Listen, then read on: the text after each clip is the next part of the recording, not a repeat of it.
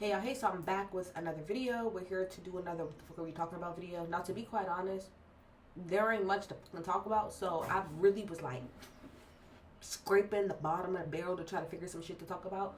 So let's start off with, for me, the biggest news of the last week and some change. Y'all see I got my Breezy Bowl shirt on. Okay, alright. If you don't know, I went to Breezy Bowl last year in DC. I think it was like in around maybe like around October or whatever that I went or whatever, and I have a whole video on that too. But it was announced that the R&B, the Raymond and Brown, the Usher, Raymond and Chris Brown tour was announced. Okay, this is something that's kind of been brewing for a while. You know, everybody's been talking about, like, you know, since Versus became a thing, a Versus between Chris and Usher, but it's also been said, like, why don't they just go on tour together? Now, there's been some rumor and rumblings of, like, tension between them. I think maybe, like, I don't know, maybe, like, 2 years ago, how they, like, allegedly got into, like, this fight or whatever. Like, Usher had threw Chris Brown this big birthday party, and him and Tiana Taylor got into this big thing with Chris Brown. But since then, it seems like they've been fine or whatever. But Chris and Usher have always been cool. You know, they got, what songs they got together? New Flame and Party, I think. I think those are the two songs that they have together. But anyway, I'm very excited about this tour. To me, it's always been Usher had the crown, and then, you know, Chris Brown had it. So I think it's gonna work. I think musically it's gonna be perfect. I just love the fact that, like, the two biggest, like, R&B male acts in the last, like, 25 fucking 30 years are going on tour together. I'm really excited for this tour because if you watch my video on the Breezy Bowl, I was a little bit disappointed in the tour. Just in the, I've listed all my reasons in there why I felt like the set list could have been better. I felt like Chris Brown's, like, stage production and just, there was, like, a lot of things that to me, like, left to be desired. So I really like this idea because I think with Usher being there, I think a lot of the issues that I had with Breezy Bowl will be kind of fixed with Usher being there. I feel like Usher being there will it will force Chris to cut down his songs, his set list, to something that's way more impactful. Chris has a lot of songs, right? So I understand that, again, it's kind of hard to kind of narrow your stuff down. But I think with Usher being there, meaning you have to kind of what you doing back there? Go sit down somewhere. It's my dog, sorry. I think that with him having to share with Usher, I think it will force Chris to have to, like, pare his stuff down and to be more, like, concise and more, like, pick a set list that's gonna be the most impactful, because now you don't have 3 hours to do it by yourself. You have to share. But I'm very, very excited. I already signed up for the preset. I don't know what the fuck y'all thought this was. Y'all thought I wasn't going? Y'all thought I wasn't going to the Chris Brown and Usher concert. You've lost your damn mind. I'm absolutely going. I'm trying to go to the July 11th show, which is in DC. And then because they're going to be on tour, they're doing a stadium tour for a really long time, right? My birthday is at the top of November, and they're going to be in Atlanta November, I think, 7th and 8th. So I'm trying to do a group trip with a bunch of people and go down to Atlanta for the November 7th concert or whatever. That could be like my birthday trip. Really excited about that. Cannot wait. Buying my tickets next week. Oh, and mama got the coins. That'd be one of the things about these tours. One of the things that's very frustrating about tours today is that tours get announced on Monday and the tickets go on sale by Friday. That is the most frustrating part about this era that we live in, is that everybody drops their tour dates so fast. But guess what? Mama got the coin. Mama got the coins this time. So I'm not even worried about it. I'm going to go the first time with me and my little sister. And like I said, second time I'm going to go with my friends. I'm really, really excited. I seen people saying, like, oh, they're torn for so long. Clearly, like, they need the money. And I just feel like, don't we all need a bag? Like, I don't understand when people say, oh, clearly they need the money. No shit, don't we all? We're damn near in the middle of a recession. Yes, Niggas need the money. And more importantly, why would you leave all that money on the table like that? Why? Why would Chris Brown and Usher just leave all that money on the table? Now is the time. Usher had his run, of his tour being amazing, everybody getting his flowers. Chris just came off a Breezy Bowl, 20 years of him getting his flowers. It's time to do it together. It now is indeed the time. So I'm super, super, super excited. Can't wait. Y'all know I'm a vlog. I'm gonna do my big one. I'm gonna do my big one behind this. What else do we got? Coachella. We're like in the middle of Coachella season. I think I didn't even know that Coachella was happening. First of all, I'm not a festival gal, so I will and have never considered going to Coachella because I don't do festivals. Mama, I need a seat with my name on it, and I'm not paying $10,000 for no VIP thing where I can be. I'm still in the desert, regardless of the situation, whether I got air conditioning or not. I'm still in the middle of a hot ass desert with all these fucking sweaty ass white people. No thanks. Second of all, Coachella has always been, like, to me, very more like niche. Like, of course, as the night goes on, they have, like, bigger headliners, but it's always been like a very, like, niche type of festival to me. I don't really get into a lot of the music of the people that's there. But yeah, I heard nothing about Coachella this year. So Coachella happened this past weekend, and it's gonna happen again this weekend. Y'all know they do 2 weekends. And I think the biggest thing that came out of it is that Justin Bieber had a set. And Justin Bieber, apparently, from the clips I saw, just went on there with his hoodie and a laptop and PowerPointed y'all pretty much his performance. He was doing karaoke, wasn't really singing. Listen, let me tell you something. I'm gonna say this. I said it before. I'm gonna say it again. Whatever Justin Bieber is going through, I hope he gets through it. I hope he gets the help that he needs. I hope that I just hope that he gets the help that he needs. That man is clearly going through it. I want to know what him and Usher was arguing about, because allegedly at the Grammys party, Usher had approached Justin Bieber, and him and, like, they had like a little quick heated exchange. Allegedly, they both deny it. It happened. I want to know what was said. I want to know what was said. I wonder, was it about like Diddy or whatever? Now I will say, back to the Chris Brown and Usher thing. A lot of people are in their feelings, because of what Usher said about Diddy. And I don't agree with what he said. He pretty much had an interview, and they asked Usher about Diddy, and he said he felt like he was misrepresented in the media. And it's just like, that's not true. He wasn't misrepresented. We saw with our own eyes. Like, we saw with our own eyes, like, what happened or whatever, right? But yeah. I also want to say, too, in general, matter of fact, I'm gonna leave that alone. Anyway, point of the matter is, Justin Bieber did his little Coachella set. I saw it. It looked like the Grammy set that he did, which is he just came out by himself with the damn laptop, piano. He just sat there. Again, whatever that young man is going through, I hope he gets the help that he needs, because he clearly is going through something right now, and I want him to get the help that he needs. That's all I got. I also would like to say that it's clear that musically, I don't know where we are, like, in the music industry right now. I think this is where we are, to be quite honest. I think we are really, really, really just in a completely segmented time. There are no, like, I think I talked about this before in my There Are No Superstars in Hip Hop, but I just think that's just the case across the board. There are not a lot of superstars that crosses genres, ages, races, culture, creeds. We're just not in that time frame anymore. Everything, especially as somebody in marketing, I can tell even by the way that we do marketing, like, everything is so segmented, is so specific to you in particular, that you can actually really sustain just off of your individual segment. You don't have to cross over anymore.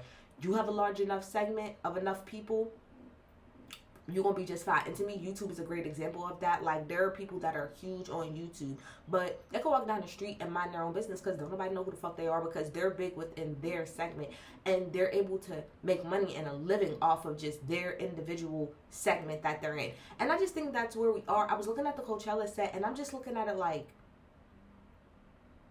who the fuck are these people? Who the fuck are 95% of these people? Now, there was another article again. I know we did this a few months ago about hip hop and, rap and it not being like super, super high on the charts. And another article just came out about, the fact that nothing, we're continuing the lull of nothing from hip hop or rap being in the top 10, for the last like 7 or 8 months or whatever. And I know that we're not in a great spot. When I looked at that Coachella set list, or not set list, but lineup for next week, you want to know who's headlining? Like, who has the top billing spot one of the nights? Sexy Red. Yeah. That's how far we've fallen off. That Sexy Red is headlining. She is the top bill for one of the stages for one of the nights at Coachella. That is how far hip hop has failed. That's how far. Sexy Red ain't at the point in her career where she can do a headlining set. She's not. She don't have enough music. She don't have enough just know. The top headlining spot used to be reserved for people like a Justin Bieber, like a Beyonce, like a Katy Perry, like a Gaga. Now, granted, she's not doing the main stage, but the point of the matter is that regardless, as a hip hop act, the fact that the highest person, a rap act, is Sexy Red, we're not in a good spot. Now, I know there's been a lot of back and forth, over the last couple of months about, is hip hop in a bad spot or is it not? Is it just not in a good spot as far as like mainstream is concerned, but as far as like, underground and just, everyday shit, is it still doing okay? And a lot of people will be like, it's perfectly fine. It's just not as mainstream as it used to be. And I want to tell people, when we are having this conversation, when people are having a conversation about hip hop not being where it was, we are always talking about mainstream, because the particular conversation is about it being no hip hop being in the top 10, right?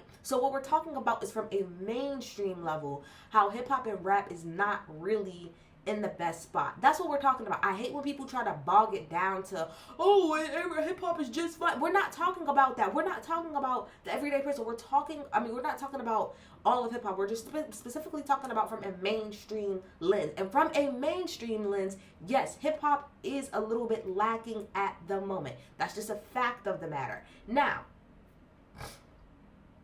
I've already done a whole video, multiple videos on the Drake and Kendrick thing, and this is just how I feel, because there's been a few people recently that's come out and said, ever since the battle happened, and specifically ever since y'all pretty much tried to remove Drake from the ether, or the ethos or whatever system, and he, he's kind of removed himself too, because Drake hasn't dropped anything, and like, I think it's going on a year about to be that. Drake hasn't dropped nothing. He hasn't dropped a single. He hasn't dropped shit in almost a year at this point, which is this has probably been one of the longest stretches that Drake has not released any new music, right?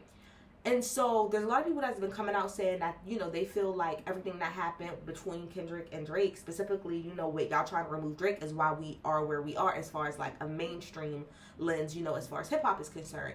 And, you got people who agree, people who don't agree. This is how I feel. I already told y'all how I feel about this. I already told y'all during that battle, I told y'all, come back to this video, the video that I made. I said, I want y'all to come back in a year or two and tell me how the game looks with y'all trying to remove Drake or him removing himself. Let's see how desolate it gets outside for a lot of y'all.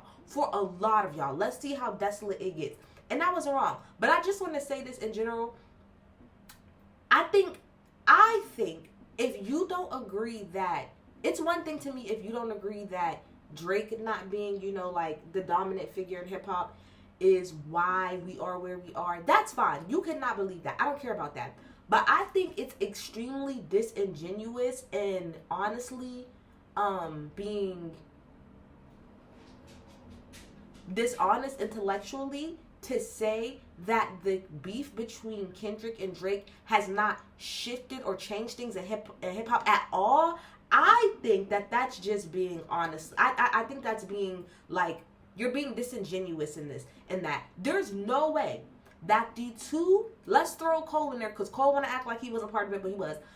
The three biggest fucking rap acts that we had of a generation, three biggest ones, specifically the two top ones, went into war the way that they did. and y'all think that there wasn't going to be no ramifications, or not even ramifications, that there was going to be no after effect of that. I think that that's just being disingenuous, period. Whether or not, now you cannot agree that Drake specifically being removed is why, but I think that that's not being like very logical. The three biggest niggas in the game went at each other the way that they did. You're absolutely gonna feel the effects of that over the next few years. That's just a fact. And again, you can look at it however you want to, of who is part of or who's not part of, but I just think that the point of the matter is that that battle was going to affect hip-hop. Whether it's negative or positive, that's up to you on how you look at it. But it absolutely did affect it. And I'm tired of people walking around acting like it didn't. It absolutely did.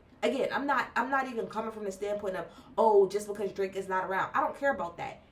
Period. It changed everything. And I think it's going to take a minute for hip-hop and rap and everything to kind of find its footing again. That shit tipped the game completely over. The whole situation just tipped everything over. So I think it's going to take a minute for it to kind of for rap and hip-hop to get back up on its feet. I think in the meantime, R&B is thriving. I think in the meantime, I put it like this. I've been around or alive, not super long, but long enough to see the ups and downs of hip-hop and specifically R&B. And a lot of times, when one is on the decline, the other is on the incline. So right now, from a mainstream perspective, hip-hop is like this. But from a mainstream perspective, R&B is going up like this. So shout out to R&B, because R&B had a little bit of a lull as well. But I feel like R&B, what's going to happen is what's happening now. R&B is going to be more on the...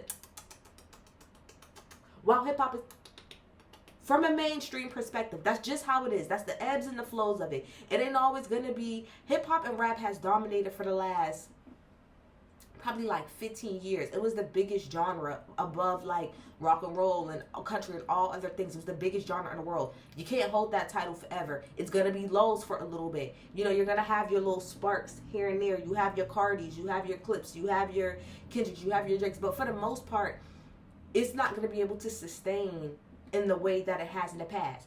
It's going to take a little bit of a dip for a while, but it'll be back eventually. It's all going to come full circle eventually. It'll come back around. But that's just my thoughts on that. What else do we got here? African Bambaataa passed away. Do we care? No. You shouldn't have touched allegedly all them boys. Don't care. Thanks for the song, I guess. We have nothing else for you. Moving on. The Gucci of it all.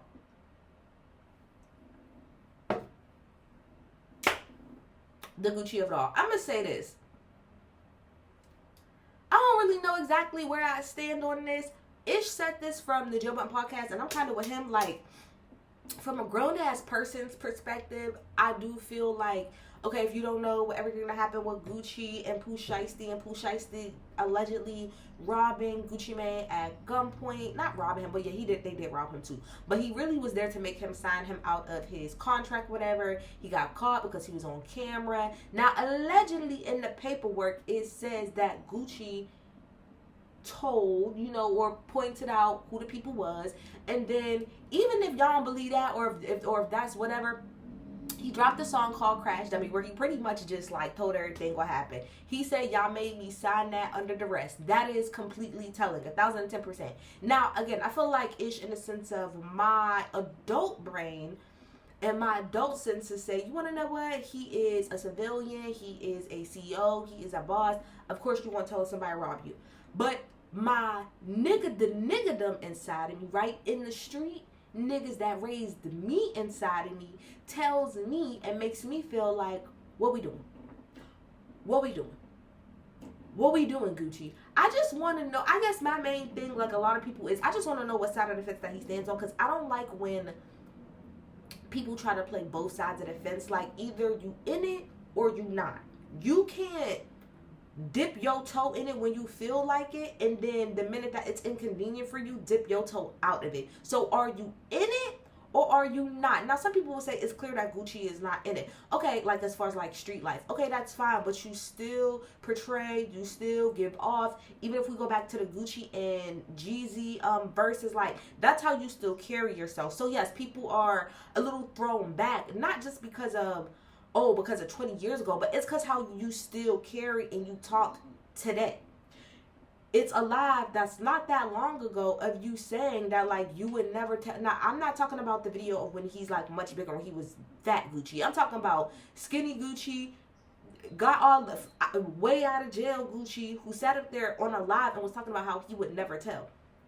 He'll just handle it himself, right?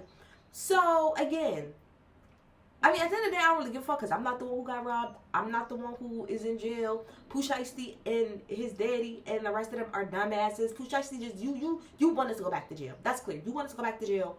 It is what it is. It's whatever. But I just feel like, take him going. I don't even care about the whole, well, I do care about the feds thing, but I don't. My thing is, why would you get on a song and say that? Why would you get on a song and say that? Let's just say you're not going to cooperate with the feds. You think they're not going to take that song and use it? That's what you think? You should have said nothing. That's just where I'm at with it. You should have said nothing. I would have been cool if you said absolutely nothing. If you would have cooperated with the feds and just did that behind closed doors and said that. Just say nothing. Say nothing at all. And I do think that, like, it's interesting that, like, you want to try to play civilian on one hand, but all of the niggas that you want to sign, you know, is deeply tied into the streets, which goes back to my original point, which is, although Pooh Shiesty was a dumbass, although Pooh Shiesty was dumb, all of those things is correct. I also think that there needs to be something said for the fact that Gucci has terrible contracts and that he always wants to go into the streets and grab little niggas from the streets and then turn around and be confused or surprised or bewildered or whatever the fuck it is when shit like this happens. You want to be deep in the streets? That's what the fuck, that's what the fuck you get. That's what you get. No shade. That's what you get. Moving on to Offset and Tjay. Offset was spending a little bit of money that he got left, okay, at a casino. I think it was like in Hollywood, Florida, I think. He was at the casino. And allegedly, the rapper Lil Tjay, I really like Lil Tjay. Brothers is my shit. That's my song. I love that song. Bitch War, him and Pop Smoke, you can't tell me nothing. That's my shit.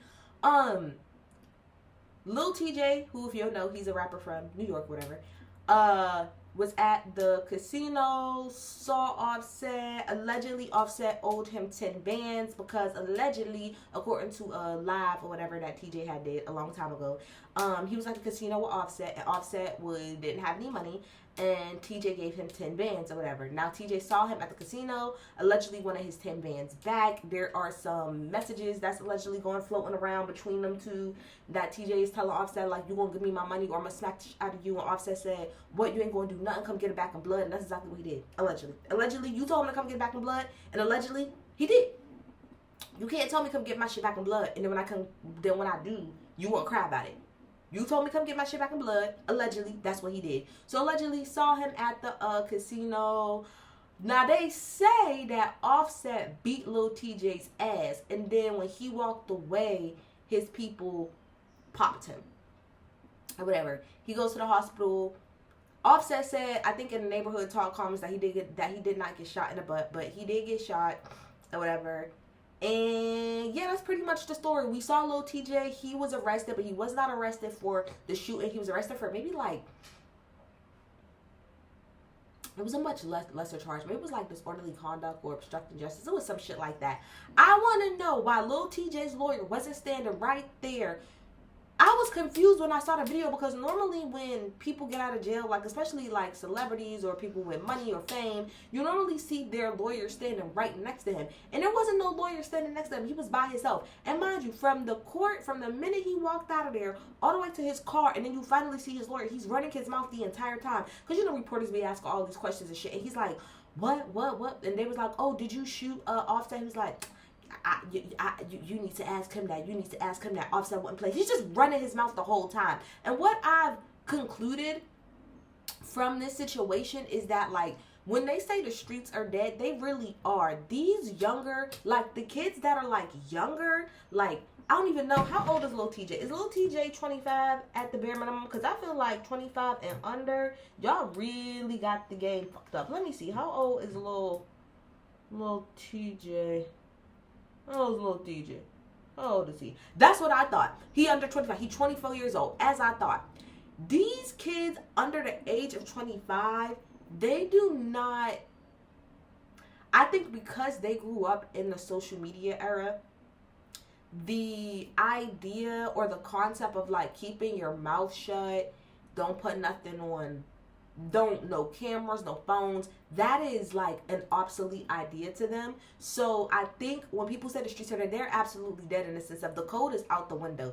These little niggas, they telling, they running their mouth, even if it's not on like purpose, like, oh, I'm going to the cops and I'm telling, they're running their mouth. They're running their mouth. Because the fact that you would even get straight out of jail and say anything to me shows that they're done. The way that kids 25 and under deal with the streets are completely different. It's not the same anymore. These niggas are telling. And not only are they telling, they're not following code. They're running their fucking mouth like Lil Tjay did. Let that would have been 10 years ago and anybody getting out of jail, you don't say nothing. Hello? Nothing. You keep your mouth shut. But more important, like I said, why was his lawyer waiting at the car and not for his client up there? Because when he finally did, his lawyer did see Tjay and he saw Tjay was running his mouth, he said, do not say anything. That's why you're supposed to meet your client at the motherfucking building, so that you could tell his young dumbass to shut the fuck up. Because best to believe, everything that he said from that little walk will, when they say it can and will be used against you in a court of law, that's what they're talking about. That shit that you said, no matter how small it was, can and will be used against you in a court of law. Know that prosecution is going to be looking at those tapes to make sure you ain't saying nothing crazy. So that's really it. Offset been online running his mouth. All Offset been doing since he got shot is online running his mouth, trying to do this, talking about Cardi, talking about this, talking about that. Nigga, you need to go. I don't even know what it's called, because NA is Narcotics Anonymous, AA is Alcohol Anonymous. Is it GA, Gambling Anonymous? You need to go get help. Trust me, there's somebody in my family that got a gambling problem. That shit is... You don't have to have a lot of money to have a gambling problem. I think when you have that much money, it probably makes it worse, right? That man needs to go get help. And I believe every single thing that Cardi been telling us that this man got a gambling problem. That girl Selena Powell said that he had a gambling problem. I absolutely believe that man got a gambling problem. And instead of worrying about this and that and the third online and what people are saying about you, you need to go get the help that you need. Go do that. Because honestly, the last album that he put out wasn't even that bad, bitch. Different species with him and Gunna. That's my shit. I love Different Species. That is my motherfucking song. You even had that song Bodies or whatever that charted. Like, you can possibly not get back to where you was with the Migos. That ain't never gonna happen. But you can sustain. It's clear that you have the ability to like make somewhat of a hit. You need to focus on your music. Stop bothering that girl talking about Cardi. Leave that woman alone. Like, how dumb do you feel that your ass got shot over 10,000 raggedy ass dollars and you're laid up in the hospital while your ex-wife is on a sold out tour? Shout out to Barty. Shout out to Big Barty. That's how you do that, bitch. Period. And then we ain't got that much left. The whole Kanye West of it all, I talked about that last time. He's officially banned. Wireless Fest officially said he's not gonna headline anymore. We're gonna give everybody their refunds. That's what the fuck y'all get. That's what the fuck y'all get. That's what the fuck y'all get. And then Brandy, so we talked about the Brandy and Wanye thing last week. Another thing that came out from the book was Brandy and Darkchild, if y'all know or hope y'all know, you know, they work together so closely. The Full Moon album. Oh my gosh. The Full Moon album. It's y'all not touching Full Moon. The album by Brandy. That is an R&B. I think it's been long enough that we can stamp that as an R&B classic. Y'all not fucking with that Full Moon album. And that was her and Darkchild at their peak, right? But she told the story about, I think they said it was a whole chapter. I'm really going to get her book. But they talked about there was this whole chapter about her relationship with Darkchild and how it started and how it ended up not the best. Now, the only thing that the blogs really pulled from that is the fact that this is like the very end of their relationship, that they got into this back and forth because Brandy felt like Darkchild was taking like their sound and giving it to other people, and that he wasn't giving his all to her stuff. And I think that was for the Human album. Not that Human album it wasn't great, to be honest. It wasn't great. And that Darkchild allegedly said to her, well, you sit here and complain while I go sell 5 million records with Beyonce. And that is allegedly what was said. And so everybody ran with that of, oh, that's why this, that's why that. Do I believe her? Yes, I absolutely believe that that Darkchild said that. There was this whole big thing, I don't know if y'all remember, during the tour where Beyonce, where the people was making a big deal because Beyonce didn't take a picture with Brandy. Brandy has said in the past that she did feel a little bit of slight or a way towards Beyonce because of her ascension a little bit, and how she felt like people was kind of throwing Brandy away for Beyonce. I've heard her say that in the past. I don't know where, but I felt like I've heard her say in the past something similar to that. But the point of the matter is that I look at it both ways. Like, Darkchild is trash for saying that. I also think he probably said that because he probably knew that Brandy probably felt some type of way about Beyonce. But at the end of the day, y'all love using my bitch's name to try to make other bitches feel some type of way when y'all need to do that. Y'all need to do that. That was unnecessary. That wasn't necessary at all. Why did you need to say that? But what we've learned over the last decade is that Darkchild ain't shit. Great songs, great music, but you ain't shit as a person, so I believe every word. But I promise y'all, that's it. There's nothing else going on. I stretched that out as long as I could to 30 minutes. Hopefully that's enough for y'all. Y'all get in the comments. If y'all are going to the Usher Chris Brown tour, please let me know what dates y'all think y'all are going to. Let me know in the comments, what are y'all most excited about? I want to say, this is what I'm going to need. I'm going to need Burn. No, I'm going to need Say Goodbye to transition into Burn. Because I've always said since I was young, since Say Goodbye came out, I always said Say Goodbye is the Kids Bop's version of Burn. Listen to them two songs and tell me from the part when Burn, it's the same song. Say Goodbye and Burn is the exact same song.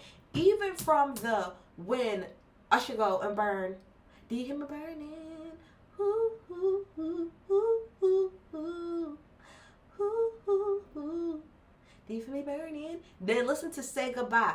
Ooh, ooh, ooh, ooh, ooh, ooh, ooh, ooh, ooh, ooh, ooh. Do you hear me crying? It's the same song. It's the same song. So I need a transition from Say Goodbye into Burn. And that's it. And then I'll be done. But y'all get in the comments. Tell me what y'all think about. Bye.